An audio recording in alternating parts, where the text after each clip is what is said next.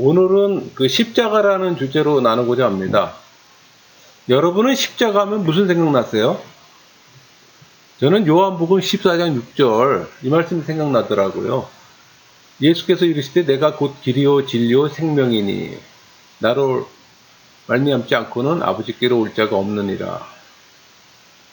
여러분에게 십자가는 어떤 의미가 있습니까? 여러분이 십자가의 진리를 깨닫는 순간 영적인 혼돈에서 벗어나 마치 짙은 안개가 거쳐가는 듯한 영적인 신선함과 자유함을 경험하게 될 겁니다. 이미 체험하신 분들도 있을 거예요. 십자가의 도는 하나님의 능력이잖아요. 골고다 십자가의 말로 다원주의 시대에 참된 방향과 목표를 제시해주는 유일한 중심 역할을 합니다. 과거, 현재, 미래까지 인류 역사를 주도하시는 하나님의 사역의 핵심이에요. 그러니까 십자가는 하나님이 우주를 다스리는 데 있어서 그 모든 면에서 핵심 역할을 합니다. 현대 그리스도인들이 진리의 올바른 관점과 균형을 잃어버리고 헤매는 이유는 바로 이 십자가의 바른 인식이 없기 때문이라고 저는 단언할 수 있습니다. 우리는 예수 그리스도를 더 깊이 알고 체험하기 위해 진리의 핵심인 복음을 바르게 알아야 합니다. 여러분, 교회 다니는 많은 분들이 복음에 대한 바른 이해함이 없어요. 그냥 막연하게 알고 있다는 얘기죠. 그러니까 복음을 바르게 알 때 성령은 예수님을 통해 신앙생활과 관계된 다른 깊은 진리들을 깨우쳐 주십니다. 그걸 여러분들이 경험하셔야 되는 거예요. 여러분, 십자가는 골고다의 그리스도의 죽음이잖아요. 그러니까 그 죽음은 죄인들을 위한 대속의 죽음이에요.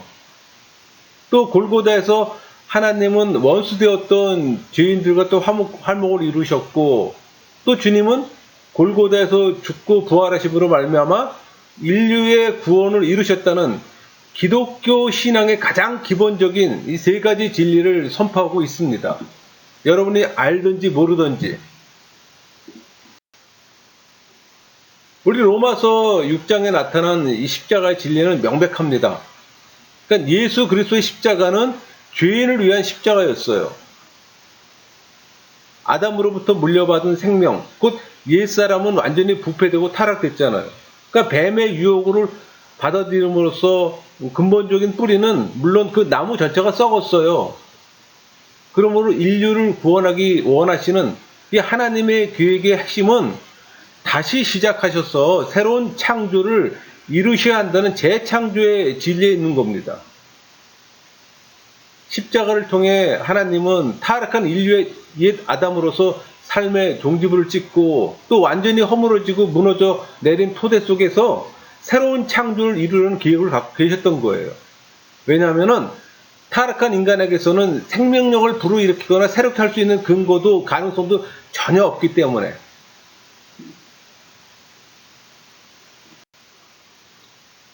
여러분, 우리 안에 세상을 향해 죽은 경험이 있기 위해서는 먼저 우리가 그리스도의 죽음에 진정으로 동참해야 합니다. 이 말은 종교인이 아닌 신앙인이 되어야 한다는 말이기도 해요. 이러한 십자가의 진리가 실제적으로 적용된 성도들만이 세상과의 분리를 경험하게 될 겁니다. 왜 많은 사람들이 세속에서 벗어나지 못할까요? 왜 많은 사람들이 교회를 다니면서 종교인의 소리를 들을까요? 십자가에 대한 바른 개념의 이해함이 없어서 그렇습니다. 세상과 분리가 되지 않기 때문이에요. 마치 구덩이를 사이에 두고 있는 듯한 세속과의 그 격리를 체험하게 될 겁니다. 또한 우리는 주님과 연합함으로 이미 우리 문제가 해결되었기 때문에 이제 주 안에 있는 자신의 위치를 굳게 지키고 세상으로 나가 세상에 속한 영혼들을 접할 때 그들의 어려움을 돌볼 수 있게 되는 겁니다. 그러기 위해서 내가 신앙인이 되어야 되잖아요. 회심한 크리스찬이 되어야 되잖아요. 우리 갈라디아서 5장 24절 볼까요? 그리스도 예수의 사람들은 육체와 함께 그 정욕과 탐심을 십자가에 못 박았느니라. 예수 그리스도와 함께 죽는 이 십자가 진리의 사실을 믿는 성도들은 육신의 정욕과 종노릇에서 해방되어 자유롭게 살 수 있는 실제를 경험하게 됩니다. 여러분 지금 경험하면서 살고 계십니까? 우리 육신과 성령 사이에는 치열한 싸움이 있어요. 근데 그 이유는 육신과 성령이 본질적으로 상반되기 때문이에요. 우리 안에 있는 성령이 우리를 지배할 때 육신의 정욕은 사라집니다. 성령이 우리를 지배하는 힘이 은혜잖아요. 그러니까 성경은 십자가를 통해 성령이 우리 안에 있는 육을 어떻게 처리하는지 그 비밀을 알려줍니다. 즉 육신은 단지 정죄에 있거나 잠자고 있는 게 아니에요. 십자가에 못 박혔다는 사실입니다. 이 말씀은 우리의 모든 버릇과 습관 그리고 육신에 속한 모든 정욕과 욕심을 모두 한꺼번에 다루고 있어요. 여러분 사탄의 모든 권세는 골고다 십자가에서 완전히 무너져 버렸습니다. 그러니까 십자가는 사탄에 대한 승리를 가져옵니다.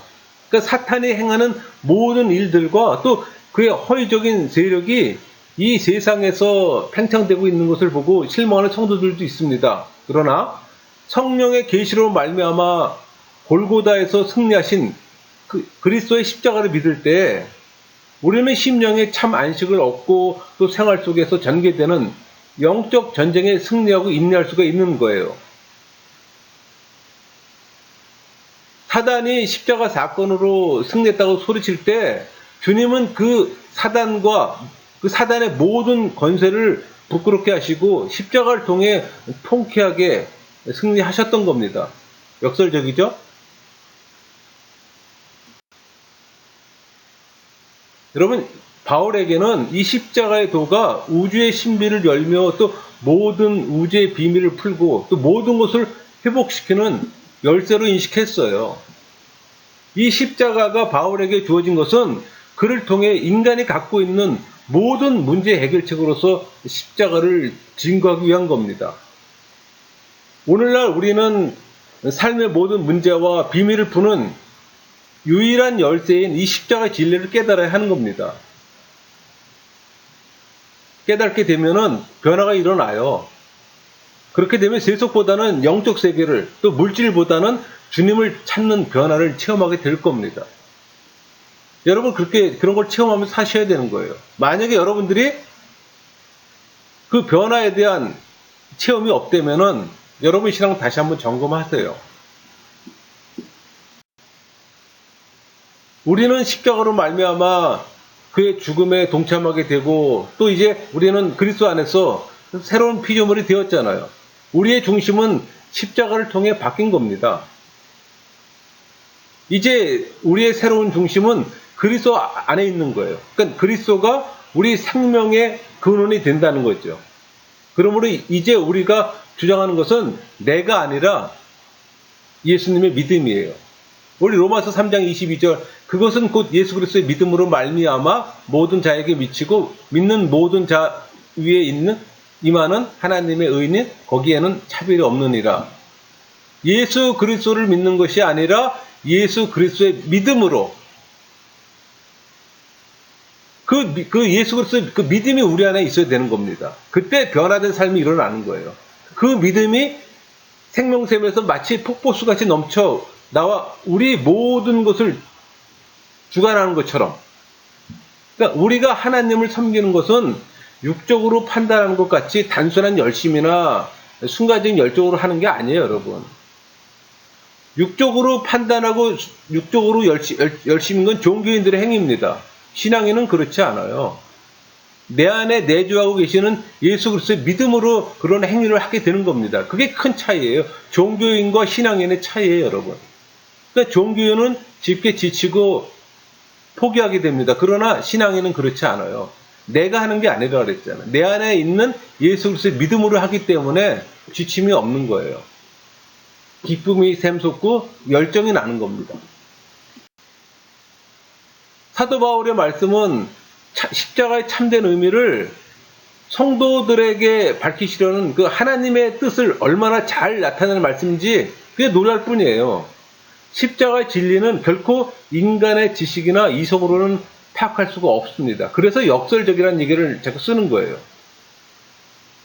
골고다에서의 그리스도의 죽음은 너무나 위대하고 실제적인 사건이었기 때문에 경험적으로 그 죽음의 실제에 동참한 자만이 참 의미를 이해할 수 있다는 겁니다. 아무나 이해할 수 있는 게 아니에요, 여러분. 하나님께서는 십자가의 진리를 우리 안에 계시하고 계실 때 단순한 지식적인 그 이해를 초월해서 무슨 얘기인가요? 2000년 전의 그 역사적 사건이 단순한 지식이 아니라는 얘기. 그 단계를 뛰어넘어서 우리 삶 속에 전개되는 실제적인 경험을 통해서 나타내십니다. 여러분, 예수의 믿음으로 십자가를 경험하게 되면은 자아의 중심이 바뀝니다. 인격의 재창조가 일어나요. 또 그리스도 안에서 죄에 대해 죽고 그것은 이미 끝장에 난 겁니다. 우리의 육체가 계속적으로 십자가의 지속적인 죽음을 당함으로써 육신의 행위를 작동시키는 인간의 타락한 본성이 죽어지는 겁니다. 그러니까 우리의 변화된 중심에서부터 외부적인 육신에 이르기까지 그리스도의 죽음에 지속적으로 동참하게 되는 겁니다. 그런 삶을 여러분들이 살아야 되는 거예요.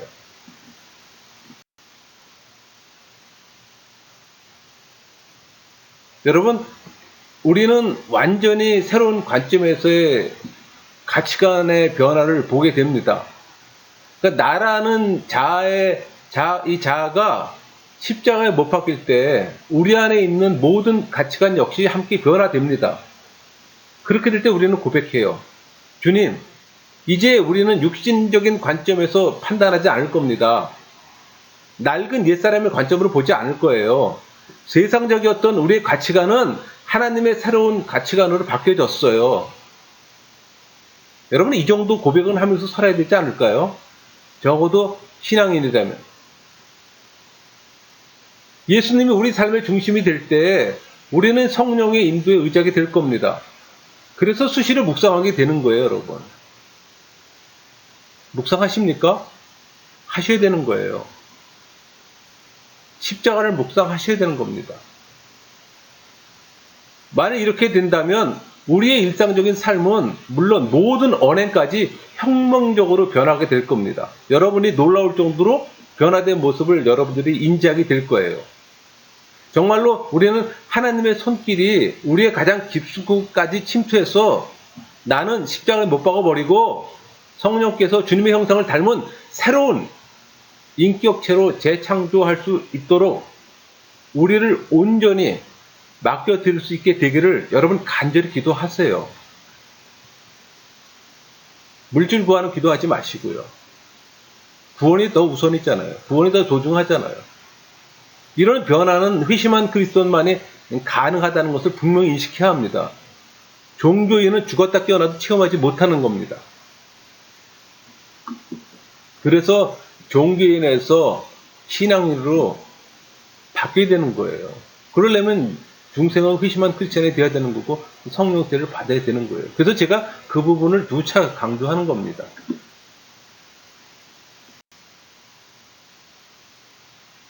여러분,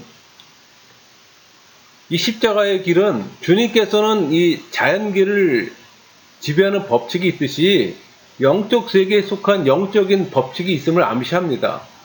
그러니까 열매를 맺기 위해 죽는 점차적이고 진행적인 죽음의 법칙을 계시하고 있는 거예요. 주님께서 당신을 따르는 사람들에게 열매를 맺기 위해 본래 우리가 지니고 있는 자연적이요 필수적이었던 옛사람의 생명을 버리라고 하신 겁니다. 우리 안에 있는 하나님의 생명이 열매를 맺을 수 있도록 하기 위해서는 우리가 본성적으로 가지고 있던 생명은 필수적으로 죽어야 합니다. 우리 요한복음 12장 24절, 25, 26절 볼까요? 내가 진실로 진실로 너희에게 이르노니 한 알의 밀이 땅에 떨어져 죽지 아니하면 한 알 그대로 있고 죽으면 많은 열매를 맺느니라. 자기의 생명을 사랑하는 자는 잃어버릴 것이요 이 세상에서 자기의 생명을 미워하는 자는 영생하도록 보존하리라. 사람이 나를 섬기려면 나를 따르라. 나 있는 곳에 나를 섬기는 자도 거기 있으리니 사람이 나를 섬기면 내 아버지께서 그를 귀히 여기시리라. 예수님의 죽음에 동참하는 이 십자가의 길에서 우리가 경험할 수 있는 것은 영혼의 자유함입니다. 그러니까 육체를 다스리는 영역까지 십자가가 영향을 미침을 우리는 알 수 있게 돼요. 그러나 이와 같은 과정을 거치기는 하지만 누구나 경험할 수 있는 건 아니에요. 주님은 각 성도들이 처한 환경과 신앙 수준에 맞게 각가지 다양한 방법으로 역사하시기 때문에 그러므로 우리는 틀에 박힌 것 같은 한 종류의 어떤 신앙 체험만을 주장해서는 절대 안 되는 거예요. 상당수의 많은 사람들이 자기가 경험한 그 신앙 체험이 전부인 것처럼 강조하는 분들 많이 있잖아요. 그렇지 않아요, 여러분. 성령께서는 먼저 죄에 대한 승리를 우리 안에 경험케 하십니다. 왜? 구원의 시작은 죄에 대한 인식부터 시작되기 때문에. 여러분, 원죄에 대한 통회함이 없는 회심은 가짜입니다. 가짜 회심 많아요, 여러분. 그리고 타락한 이 지정의 활동에서 우리를 해방시키길 원하세요. 그러니까 성령은 각가지 방법으로 열매가 풍성한 삶을 살아가길 원하고 또 땅에 떨어진 한 알의 밀알같이 순종하며 주님을 따르길 원하는 하나님의 자녀들을 구원의 길로 인도하세요. 그러려면 죄에 대한 인식부터 시작해야 합니다. 죄에 대한 인식이 없이 구원은 없습니다. 여러분, 하나님의 자녀들은 종종 복음의 진리를 회피하려고 합니다. 왜 그럴까요? 그들은 열매를 맺기는 원하지만 열매를 맺기 위한 십자가의 길은 걸어가고 싶지 않기 때문에 그들은 신앙생활 가운데 느낄 수 있고 의식할 수 있는 영생만을 갈망하고 의식할 수 없는 영적인 경험 안에 들어가려고 하지 않습니다. 그러나 우리가 아는 것은 하나님의 생명을 기초로 한 영적인 삶만이 불룩이 없다는 사실이에요.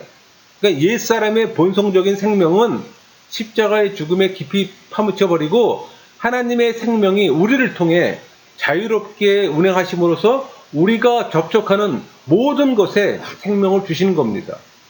그래서 영적인 삶은 성령 세례 받은 자에게만 적용되는 거예요. 깨달을 수 있는 거고. 종교인은 절대로 알 수 없는 영적 세계이기 때문에. 그러면 이러한 십자가 길을 깨달으면 우리는 어떻게 할까요? 우리에게는 선택할 수 있는 자유의지가 있기 때문에 하나님은 우리의 선택 여하에 따라 역사하십니다. 고백해 보세요. 주님, 저는 이 길을 선택합니다. 주님이 십자가의 길로 저를 인도하시고 주님의 뜻을 이루실 것을 믿습니다. 주님, 저는 더 좋은 것을 얻기 위해 나의 생명을 포기합니다. 이 고백을 자신의 것으로 받아들이고 우리가 진정 이 십자가의 도를 알게 될 때, 또 그 길로 들어설 때 주님은 우리를 영생하도록 보존하실 겁니다. 여러분, 주님은 먼저 이 땅에 오셨고 완전한 삶을 사셨어요. 그리고 또 십자가에서 돌아가시고 또 그 십자가를 통해 우리에게도 죽음을 가져오셨습니다. 그 죽음을 깨트리고 부활하셨고 또 그 부활을 통해 우리에게 새 생명을 주셨잖아요. 그리고 또 이제 우리의 변화된 인격과 중심 안에 오셔서 다시 한번 사시길 원하세요. 그러므로 세상 사람들은 우리를 볼 때 주님의 삶을 볼 수가 있는 겁니다. 여러분의 모습에서 예수님의 모습이 보여야 되는 거예요. 주님 안에 있던 그 생명과 영이 우리 안에 똑같이 있기 때문에 그렇게 사십니까? 그렇게 사셔야 합니다. 그럼 우리는 십자가의 길을 걸을 것인가? 만일 여러분의 대답이 예라면 성령께서 여러분을 전적으로 주관하시도록 또 여러분의 환경을 통해 성령의 방법대로 그 일을 이룰 수 있도록 조용히 맡기는 기도를 하세요.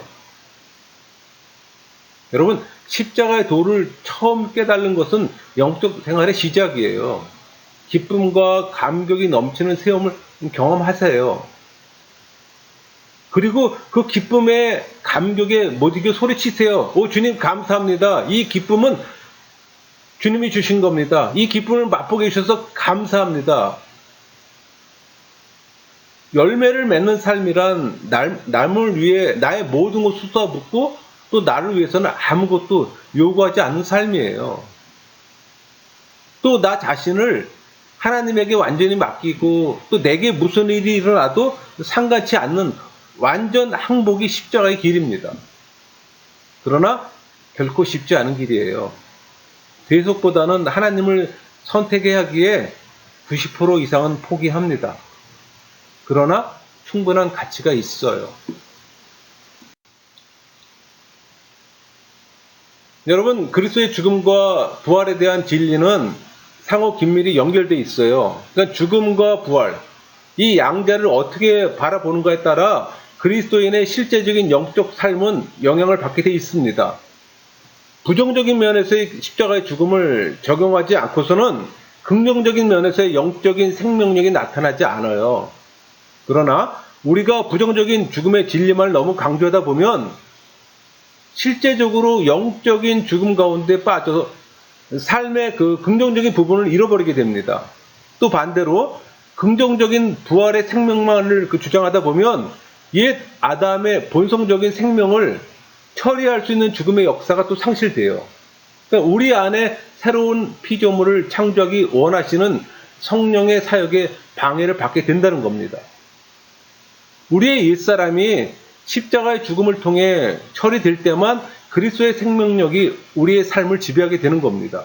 어렵나요? 성령이 내주하실 때 지혜가 주어져 깨닫게 됩니다. 영적 강의가 어렵게 느껴진다면 점검하세요. 여러분, 십자가의 체험의 결과는 영의 자유함을 가져옵니다. 원래 영혼은 육에 사로잡혀 있어요. 그러니까 인간의 영혼은 본성적인 자연의 생명과 육이 묶여 주님과의 영적인 결합이 불가능해요. 그렇다면 누가 살리시는 영인가? 어떻게 육신에 속한 것을 잘라내는가? 이런 생각할 수 있잖아요. 그러니까 하나님의 성령은 우리 안에 어떻게 십자가를 적용하시고 또 어떻게 우리의 옛사람의 생명을 죽음으로 넘겨 또 우리의 영을 해방시키시고 또 그리스도의 영과 결합시키는가? 이런 거 궁금하잖아요. 여러분 이런 거 궁금해해야 합니다. 그 대답은 히브리서 4장 12절에 있어요. 하나님의 말씀은 살아있고 활력이 있어 좌우에 날선 어떤 검보다 예리하여 혼과 영과 및 관절과 골수를 찔러 쪼개기까지 하며 또 마음의 생각과 뜻을 판단하나니. 그러니까 이와 같이 우리의 영혼이 부활하신 주님과 한 영을 이루게 되면 우리는 영혼을 통해 성령의 인도하심을 체험하며 또 성령의 역사로 말미암아 그리스도의 죽음을 통해 세례를 받고 육을 벗을 수 있는 능력을 덧입게 됩니다. 그리고 성령은 아주 세밀하게 우리의 삶 가운데 역사하셔서 성령을 쫓아 생활할 수 있도록 우리를 도우세요. 그러니까 예수 그리스도를 인격적으로 개인적으로 친밀하게 알아가게 되는 겁니다.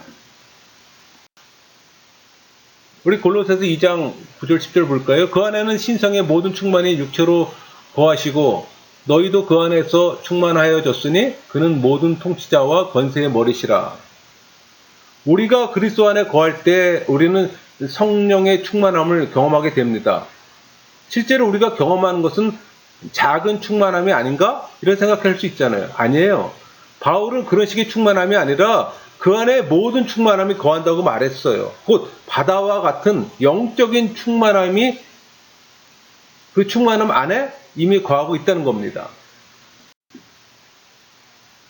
여러분 에베소 6장 10절, 11, 12절 볼까요? 끝으로 너희가 주 안에서 그 힘의 능력으로 강건해지고 마귀의 관계를 능히 대적하기 위하여 하나님의 전신갑주를 입으라.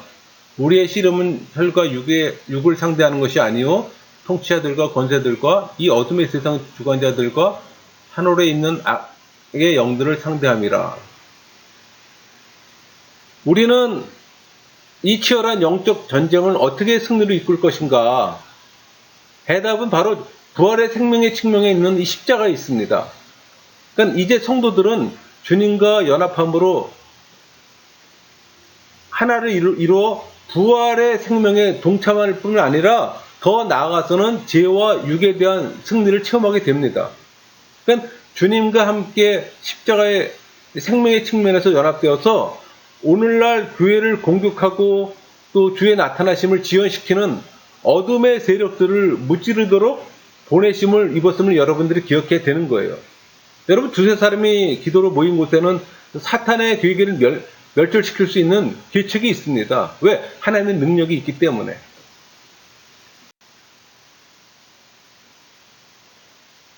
이제 우리가 할 수 있는 일은 십자가를 우리 안에 적용해서 하나님의 신령한 것들을 이해하고 감지하는 거예요. 어떤 이들은 이런 영적 감각을 직관이라고 말하기도 합니다. 그러니까 중생하지 못한 자에게는 직관은 있어도 하나님의 일을 깨달을 수가 없기 때문에 이런 영적 기능들은 사실상 직관 이상이에요. 그러니까 종교인이 이해할 수 없는 영역입니다. 많은 사람들이 영적 서적을 본다거나 성경을 읽어도 깊은 이해함을 갖지 못하는 게 바로 그런 이유예요. 그러니까 영적인 사람의 직관은 성령이 내주하고 계신 그 인간의 영혼을 통해서 나타납니다. 그러니까 성령께서는 인간 마음 깊숙이 침투하셔서 조명하시고 정결케 하시잖아요. 그때 인간의 마음은 흙으로부터 물려받은 자연인의 그 특성을 잃어버리고 새롭게 되는 거예요.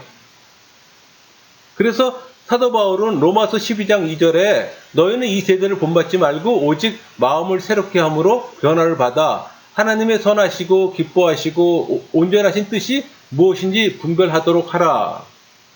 오직 마음을 새롭게 함. 바로 이 의미예요. 이렇게 건면하고 있는 거예요.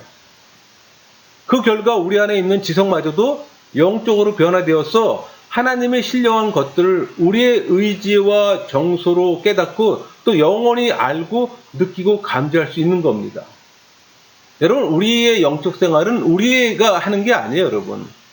예수 그리스도의 믿음이 우리 안에 들어오셔서 행하는 겁니다.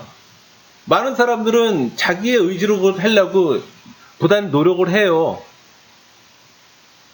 그렇지 않아요, 여러분.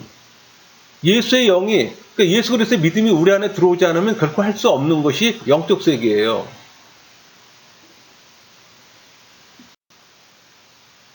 여러분, 우리가 성령을 쫓아 행하려면은 성령의 일에 마음을 두어야 합니다. 로마서 8장 5절 6절 볼까요? 육신을 따른 자는 육신의 일을, 영을 따른 자는 영의 일을 생각하나니 육신의 생각은 사망이요 영의 생각은 생명과 평안이니라.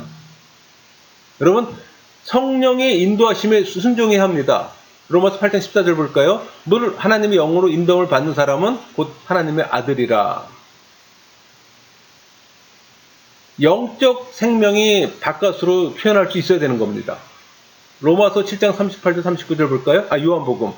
나를 믿는 자는 성경에 이른 것 같이 그 배에서 생수의 강이 흘러나오리라 하시니 이는 그를 믿는 자들이 받을 성령을 가리켜 말씀하신 것이라. 예수께서 아직 영광을 받지 않으셨으므로 성령이 아직 그들에게 계시지 아니하시더라. 그러니까 영적 생명은 내 안에서만 활동하는 것이 아니라 바깥으로 표현될 수 있어야 되는 겁니다. 여러분, 영적 전쟁에서 영적 능력에 대해서 살펴보면은 그 성도들이 영적 전쟁 중에는 조용해집니다. 그러니까 승리는 오직 조용하고 단순한 말씀 가운데서 오기 때문에, 그러니까 성도들의 영혼을 강건케 하시고 또 원수들의 세력을 대적케 하시는 이는 내주하시는 성령이에요. 여러분이 성령 세례를 받았다면은 여러분 안에 내주하시는 성령이에요. 우리에게는 이와 같이 오직 내주하시는 성령을 쫓아 행하는 그 십자가를 중심으로 한 영적 생활이 필요한 겁니다. 여러분, 시끄럽고 요란 떠는 통성 기도를 통해서 이루어지는 게 아니에요. 저 개인적으로 이것을 깨달는데 오랜 시간이 걸렸습니다. 우리는 흔히들 전쟁하면 시끄럽고 요란한 것처럼 생각하잖아요. 큰 소리로 소리 지르는 기도를 생각하잖아요. 그렇지 않아요. 말씀 가운데 승리가 오는 거예요, 여러분. 그 말씀이 거할 때. 근데 그 말씀과 나타나는 우리 안에 내주하시는 성령의 역사에 의해서 이루어지는 거기 때문에 시끄럽고 요란할 필요가 없는 거예요.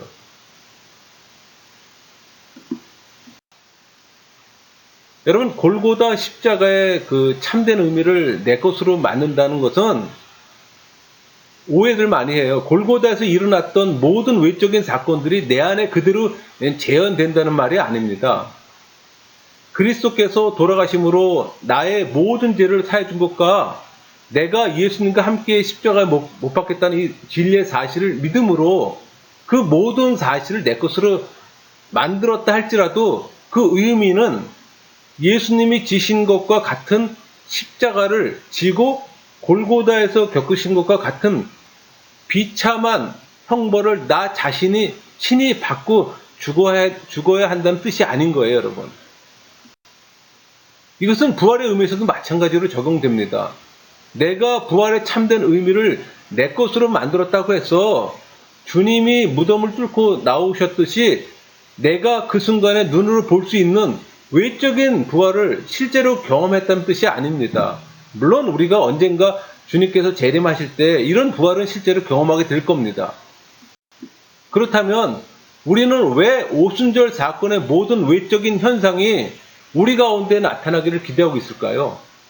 많은 사람 기대하고 있잖아요. 은사체험 같은 것들. 우리가 살고 있는 이 시대는 이미 성령의 시대인데 성령께서 하나님의 이름을 위해 구원받은 백성을 부르시고 눈에 보이지 아니하는 영적인 성전인 교회를 세우시는 성령의 역사권 안에 있는 우리는 이미 들어와 있는데 그렇다면 하나님의 교회가 진정으로 알아야 할 골고다, 부활, 그리고 오순절의 내적 의미는 무엇인가? 또 오늘날 마귀가 빛의 천사로 가장하고 교회 안에 들어와 거짓 이적과 역사를 일으킬 수 있는 이유는 무엇인가? 또 이런 질문을 할 수 있잖아요. 여러분, 그것은 성도들이 먼저 십자가의 죽음과 부활의 생명 안에 깊이 뿌리를 내리지 못한 상태에서 오순절의 능력과 은사들을 기대하고 있기 때문입니다. 많은 사람들은 오순절의 그 능력과 은사를 받기를 원하세요. 근데 여러분, 그것보다 먼저 십자가의 죽음과 부활의 생명이 우리 안에 깊이 뿌리 내려야 하는 겁니다.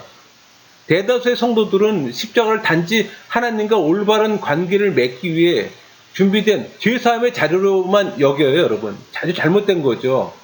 그들 안에 역사하는 옛 아담의 생명을 십자가에 못 박아 무력하게 만들어버린 성령의 깊은 십자가의 사역을 무시한 채 오순절을 부르짖고 능력을 부여받겠다고 간구합니다. 철저한 종교인의 모습이에요, 여러분. 신앙인은 절대 그렇게 하지 않습니다. 그러나 십자가의 도와 부활이 그 생명에 대한 진리를 깨닫고 그 안에 깊이 뿌리 내린 성도들만이 하나님의 능력을 받을 수 있는 유일하고도 안전한 위치인 것을 인식해야 합니다. 여러분, 능력에 대한 바른 이해함도 필요해요. 오늘날 곳곳에서 일어나는 이 악령들의 역사와 거짓 영들의 세력을 고려할 때 복음의 기초가 없는 무리들에게 능력이 부음받는다면 얼마나 비극적인 일들이 일어날지 저는 상상해보면 아찔해요. 종교인이 지배하는 교회 현상을 볼 때 이것이 오늘날 아버지께서 교회 안에 하늘로부터 오는 능력을 제한하고 계신 이유가 아닌가 하는 생각도 해봅니다. 주님 말씀하셨어요. 요한복음 14장 20절 그날에는 내가 아버지 안에 너희가 내 안에 내가 너희 안에 있는 것을 너희가 알리라. 우리가 우리의 중심을 하나님 안에 깊이 뿌리박고 그리스도와 함께 거할 때 하나님께서는 우리의 매 순간을 사용하실 뿐만 아니라 우리 삶 전체를 전폭적으로 사용하실 겁니다. 우리는 하나님이 붙드시고 주장하시며 또 하나님 안에서 살고 움직이는 성령 충만한 삶을 경험하게 될 겁니다. 에베소서 2장 13절부터 17절까지 볼까요? 이제는 전에 멀리 있던 너희가 그리스도 예수 안에서 그리스도의 피로 가까워졌느니라. 그는 우리의 화평이신지라 둘로 하나를 만드사 원수된 것 곧 중간에 막힌 담을 자기 육체로 허시고 법조문으로 된 계명의 율법을 폐하셨으니 이는 이 둘로 자기 안에서 한 세 사람을 지어 화평하게 하시고 또 십자가로 이 둘을 한 몸으로 하나님과 화평하게 하려 하심이라. 원수된 것을 십자가로 소멸하시고 또 오셔서 먼 데 있는 너희에게 평안을 전하시고 가까운 데 있는 자들에게 평안을 전하셨으니. 여러분, 오늘날 그리스도인들이 연합을 이룰 수 있는 유일한 장소는 오직 십자가뿐입니다. 이는 그리스도께서 십자가에서 돌아가심으로 말미암아 중간에 막힌 담을 허시고 또 원수 되었던 것들을 면하셨기 때문에. 그러니까 중생한 성도들은 그리스도의 몸에 속해 새로운 피조물을 이루고 또 유대인도 이방인도 아니며 남자와 여자의 구별 없이 하나님의 새 사람으로 지은 바 되어 그리스도를 머리로 해서 또 모인 그 몸의 지체가 된 겁니다. 우리가 얼마만큼 실제적으로 그리스도 죽음에 깊이 연합되어 있으며 또 중생함으로 우리 안에 새롭게 된 그 영적 생명이 얼마나 성숙한지는 우리 육체의 혀와 깊은 관계가 있어요. 그러니까 그리스도의 죽음과 연합된 십자가를 체험한 영혼들은 어떻게 하면 예수의 죽으심을 항상 우리 몸에 짊어지고 또 혀의 요란함과 분쟁을 피해 만세반석 아래 숨는 비결을 배워만 합니다. 영적인 사람은 새 생명의 완전한 지배 아래 온전한 성숙을 이루며 또 육체마저도 절제할 수 있기 때문에. 여러분, 뱀에게서 물려받은 죽음의 독소가 우리 안에 생의 바퀴를 계속 충돌질하지를 못하게 하려면 모든 성도들은 그리스도의 죽음에 그리스도 그 십자가 죽음 안에 깊숙이 거하고 또 우리의 혀를 절제해야 합니다. 오직 치유와 축복과 생명을 불어일으키는 복음만을 전하는 하나님의 채널이 되어야 되는 거예요. 혀는 그렇게 사용해야 하는 겁니다. 그러므로 이제 이 시간에 하나님의 빛이 우리의 입의 말들을 조명하시도록 기도하세요. 그리고 성령의 조명하심을 통해 우리가 하는 말 가운데 무엇이 귀중하며 무엇이 천한지를 여러분 스스로 분별하세요. 우리는 위기를 맞이한 이 시대가 요구하는 주님의 입이 되어야 합니다. 에레미야 15장 19절 볼까요? 여호와께서 이와 같이 말씀하실 때 내가 만일 돌아오면 내가 너를 다시 이끌어 내 앞에 세울 것이며 내가 만일 헛된 것을 버리고 귀한 것을 말한다면 너는 나의 입이 될 것이라. 그들은 내게로 돌아오려니와 너는 그들에게로 돌아가지 말지니라. 여러분, 십자가를 영적 생활의 유일한 기둥으로 삼고 또 십자가가 성령이 사역하시는 모든 측면의 기초와 중심이 됨을 깨달을 때 부흥은 일어나는 겁니다. 그러므로 영적 부흥은 성령이 중생한 영혼 안에 충만히 임하시고 또 그 영향력이 밖으로 흘러나온 결과예요. 그러니까 성령 세례와 성령 충만은 우리 안에 아주 민감한 영적 감수성을 부여합니다. 만일 우리가 그 영적 감각을 잘 감지할 수 있다면 성령과 동역하는 법을 쉽게 터득할 수 있고 또 내 영혼 안에 성령이 어떻게 움직이는가는 물론 다른 사람들 안에서 운행하시는 성령의 흐름도 쉽게 분별할 수 있는 거예요. 여러분, 영적 부흥을 방해하는 요소가 있습니다.